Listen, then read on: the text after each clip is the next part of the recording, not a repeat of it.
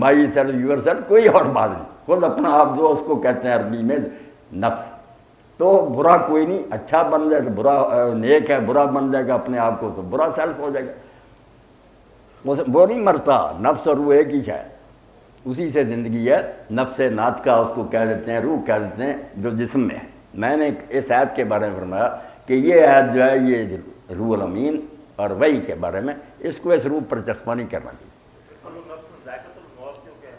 نہیں، وہ موت ڈاکٹر صاحب یہی ہے کہ جسم اور روح کی سپریشن، کفار کا جو عقیدہ تھا نا کہ مر جاتا ختم ہو جاتا، اس کا بھی دین نے رد کیا، صرف یہ کہا کہ جدائی ہو جاتی ہے، جسم چھوڑ دیتا نفس اور روح، اس علیحدگی کو موت اسلام میں کہتے ہیں، ختم ہو جانے کو نہیں، صرف یہ جو الگ الگ ہو گئے نا یہ پھر قیامت کے دن اکٹھے ہوں گے، درمیانی عرصہ میں روح اسی طرح کی ہے۔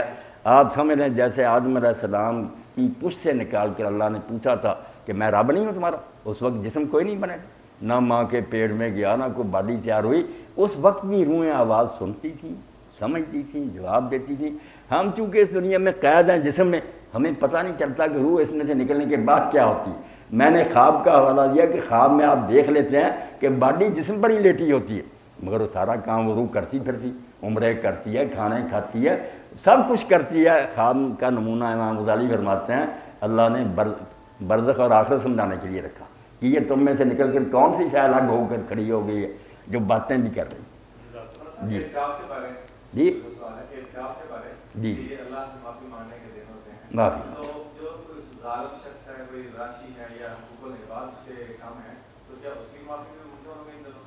نہیں ڈاکٹر صاحب، یہی ہمارا جو غلط تصور ہے نا،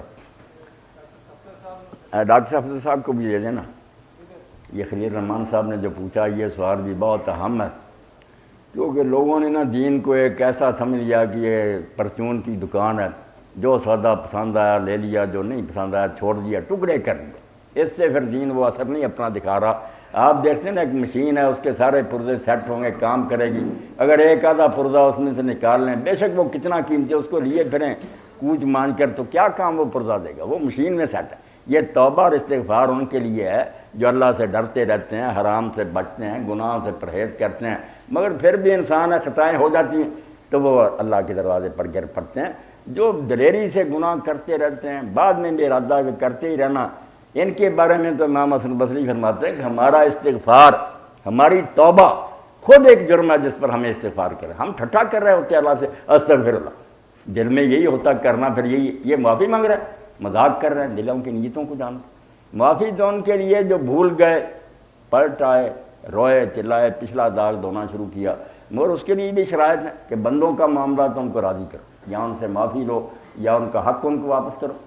یہ تو اللہ کے رسول علیہ السلام جب فرما رہے تھے کہ جو آدمی شہید ہو جائے اس کے سارے گناہ بخشے جاتے ہیں، تیسری مرتبہ فرمائے لدین قرض نے، اور کہا بھی جبریل علیہ السلام نے آ کر کہا کہ آپ کیوں کہتے جا رہے ہیں کہ گناہ بخشے جاتے ہیں، بندوں کا جو دینا ہے وہ نہیں بخشا جاتا، بندوں کو راضی کرے ورنہ مرتا پھرے میدان جنگ میں کچھ کام نہیں آئے گا۔ اس لیے اعتکاف کرے، حج پر جائے۔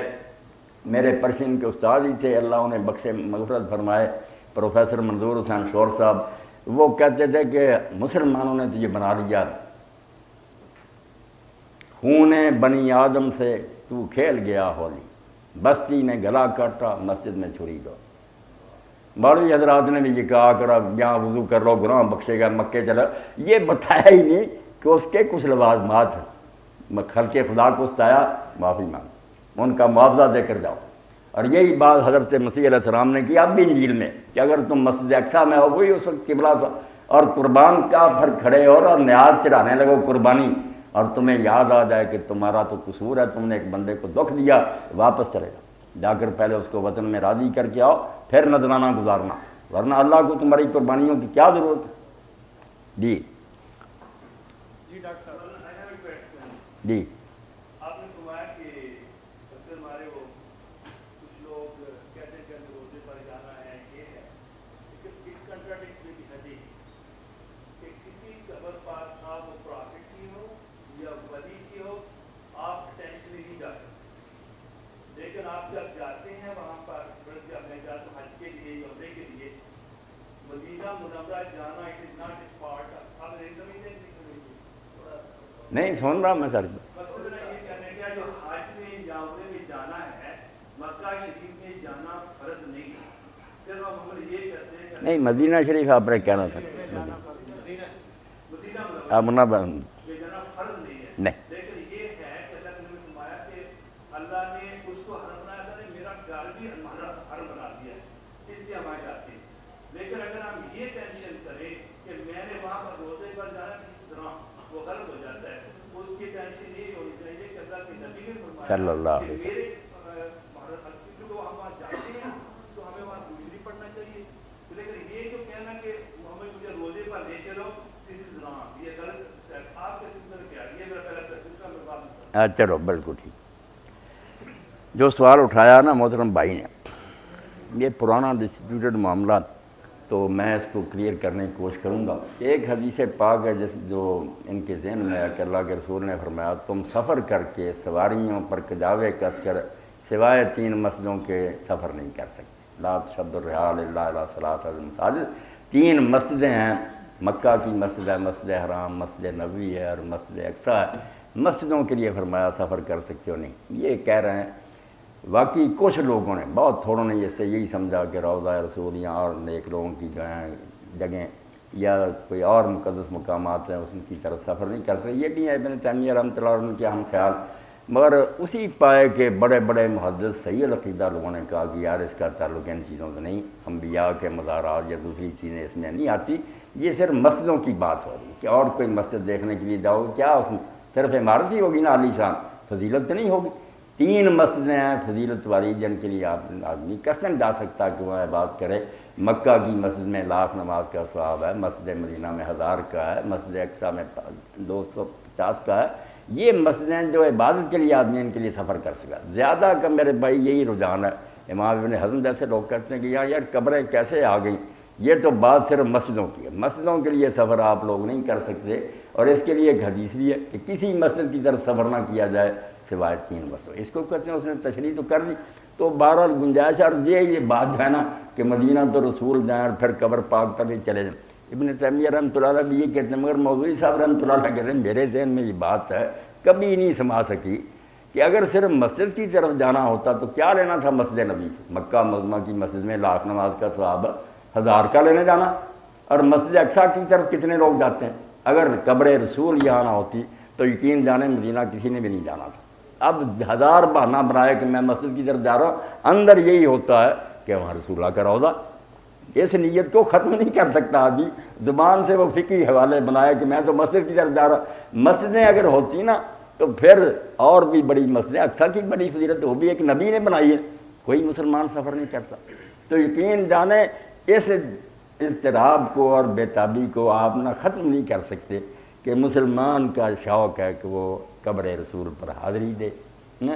اب یہ کہ مسجد کے لیے جاؤ پھر وہاں حاضری دیتے رہو، مسجد کا تو میں نے کہہ دیا کہ اگر صرف مسجد کا موازنہ کر رہا تو مکہ کی مسجد میں تو 1,00,000 نماز کا ثواب ہے، حرج کرنا ہے کہ 1000 نماز کا ثواب لینے کے لیے جانا گاٹے کا سودا۔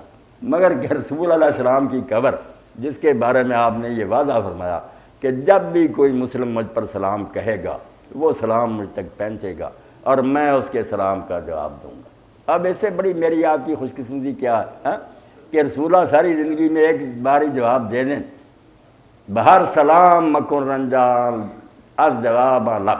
شاعر کہتا کہ اللہ کے رسول میں یہ نہیں کہتا کہ میرے ہر سلام پر آپ اپنے لبوں کو تکلیف دیں، بہر سلام مکن رنجا جواب لب کہ 100,000 مرا یک جواب است، میرے ہزاروں سلاموں کا ایک جواب ہی مل جائے تو میری بڑی خوش قسمتی۔ نہیں اس کا میں نے حوالہ اس لیے نہیں دیا کہ وہ چیزیں ثابت نہیں ہیں۔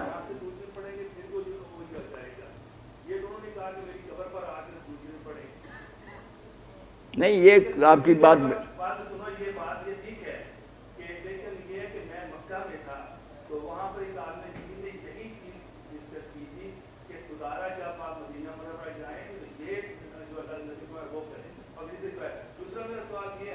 نہیں، آپ کی بات میں نے پہلے کہہ دی کہ چونکہ لوگ حنبلی اور ابن تیمیہ رحمۃ اللہ علیہ کے پیروں ان کو اچھا سمجھتے ہیں، میں بھی سمجھتا ہوں بڑے امام تھے، ان کی رائے انہوں نے قبول کیا۔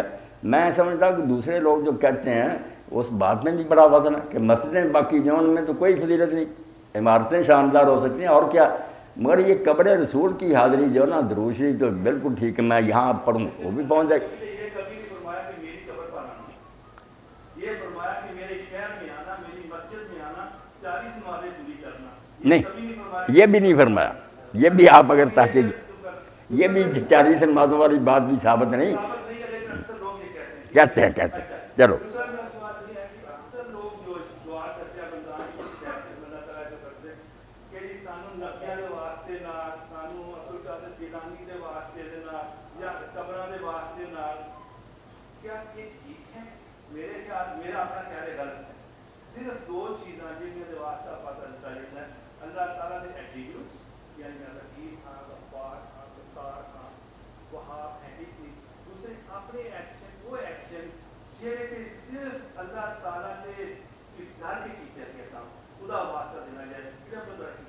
جی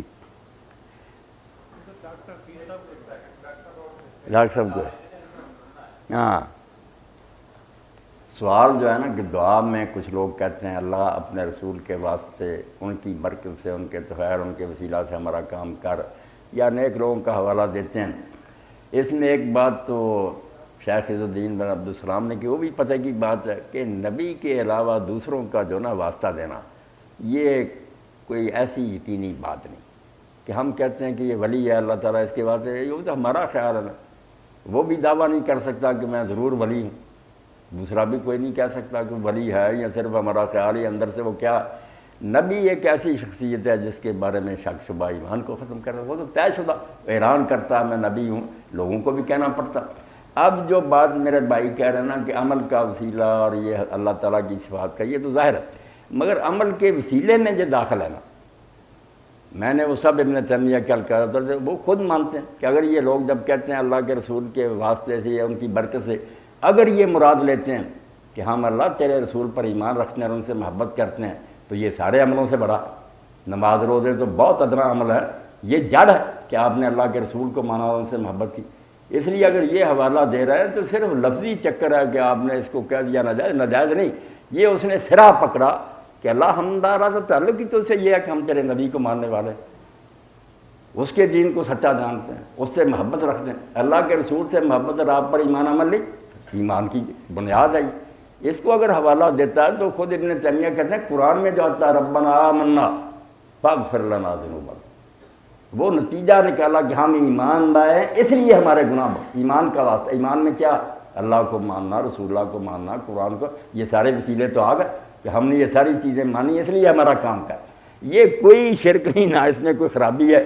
شاہ اسماعیل شیخ اتنے کٹر تھے، وہ تقیۃ الایمان میں لکھتے ہیں کہ اگر کہا یا شیخ عبد القادر جیلانی ہمارا کام کر، یہ شرک. اگر کہتا اللہ میں شیخ عبد القادر جیلانی کے واسطہ سے مانگتا ہوں، تو محبت پیش کر رہا کہ میں تیرے نیک بندوں سے محبت کرتا ہوں. یہ تو عمل ہے اس کا، عمل سے باہر نہیں. یہ عمل نہیں آتا کہ وہ نیک لوگوں سے محبت ہے، یہ بھی دین ہے کہ اچھے لوگوں سے محبت کرو. علی کی محبت کو آپ نے فرمایا ایمان ہے، انصار کی محبت ایمان ہے. اگر کوئی کہے میں انصار سے محبت رکھتا ہوں، یہ عمل نہیں ہے اس کا. اور پھر ایک بات میں اور ذرا توجہ دلا دوں کہ سارے لوگ کہتے ہیں کہ دعا اگر اللہ تعالیٰ سے کرنی، پہلے اللہ کی حمد کریں، پھر رسول اللہ پر درود بھیجیں، پھر اپنی درخواست پیش کریں. یہ درمیان میں رسول اللہ پر جو درود بھیجنا اگر یہ وسیلہ نہیں تو اور کیا؟ لفظوں میں آپ نے نہیں کہا تو فعل واسطہ تو دے دیا، ورنہ رسول اللہ کو درمیان میں کیوں لانا تھا؟ اللہ کی تعریف کی تھی، مانگنا شروع کر دیتے. رسول علیہ السلام پر درود جو مقرر کیا اسی لیے تو ہے کہ پہلے بھائی رشتہ ثابت کرو، تم کیا لگتے ہو میرے. اور علامہ اقبال کی بات بالکل واضح ہے، اس بات میں صاف سمجھ میں آتی ہے. خار ہیں، بدکار ہیں، ڈوبے ہوئے ذلت میں، کچھ بھی ہیں آخر تیرے محبوب کی ہمت. کیا شرک ہوگا، کیا خرابی؟ مانگتے ہیں اللہ سے. اللہ کو چھوڑ کر حضور سے مانگنا شروع کرے یا کیا درخواست وہاں جاتی ہے آپ آگے بھیجتے ہیں، یہ غلط ہے. اللہ ہی سنتا ہے. مگر جب ہم یہ رشتہ بتاتے ہیں کہ اللہ تیرے حبیب سے، میں یہاں ایک دنیاوی مثال بھی دوں. حدیث میں یہ ہے کہ حضرت جعفر رضی اللہ تعالیٰ عنہ حضرت علی سے 10 سال بڑے تھے. وہ جگہ موتا میں شہید ہو گئے، بازو کٹ گئے. ڈاکٹر رانجھا صاحب نے جو پوچھا تھا کہ بعد میں کیا ہوتا ہے، ان کو اللہ نے ان کی بجائے پر دے دیے فرشتوں والے. اب وہ اٹھتے ہیں، جعفر تیار کہلاتے ہیں، فرشتوں میں شامل ہو گئے. تو حضرت جعفر کے بیٹے عبداللہ وہ حضرت علی کے داماد بھی تھے، بھتیجے بھی تھے، داماد تھے. زینب ان کے گھر میں. جب وہ حضرت علی رضی اللہ عنہ سے کوئی کام کہتے ہیں اور آپ کسی موقع پر انکار کر دیتے تو آخر اس کے پاس جو شاید تھی نا وہ کہہ دیتا بحق کے جعفر، میرا نہ خیال کرے جعفر کا خیال کرے، میں ان کا بیٹا ہوں۔